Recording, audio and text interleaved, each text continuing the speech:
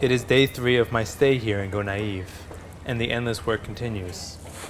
People empty buckets of water from their homes, while cars lay wrecked in the street. It's been estimated that 3 million cubic meters of mud have been deposited in Gonaives.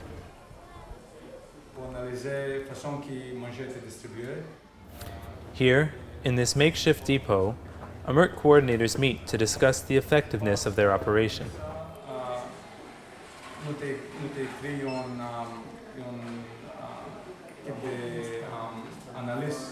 So right now what's happening is the AMURT staff is trying to figure out a lot of the logistical things that are going to happen within the next few weeks and some long-term projects.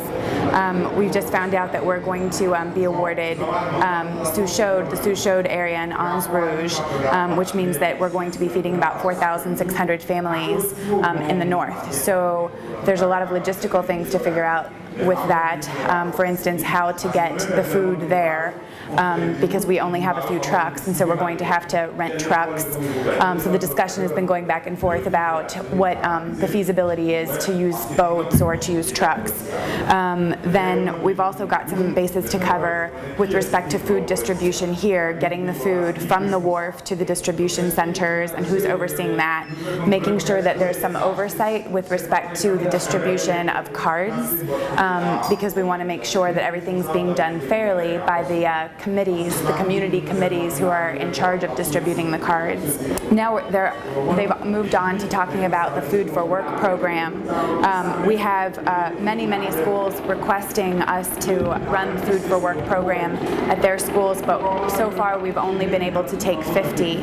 And at those, there are about 600 schools in Gonaives, so there's a great need for the Food for Work program in the schools.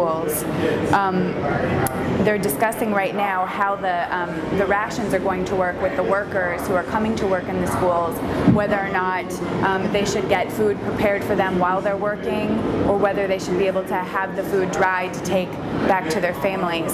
So there's a lot of just on the ground logistical stuff and how the oversight is going to work that they're trying to handle now. In addition to the manuals that AMURT's doing that's different than what's happening other places, is that we're thinking beyond just the labor, and right now we're trying to discuss how we're going to be getting materials into the schools, because after the schools are cleaned up, the students still need to have some materials. Almost all of the materials were lost during the floods. So they're discussing different options for partnering with other organizations such as UNICEF to try to figure out how to get some materials to the students.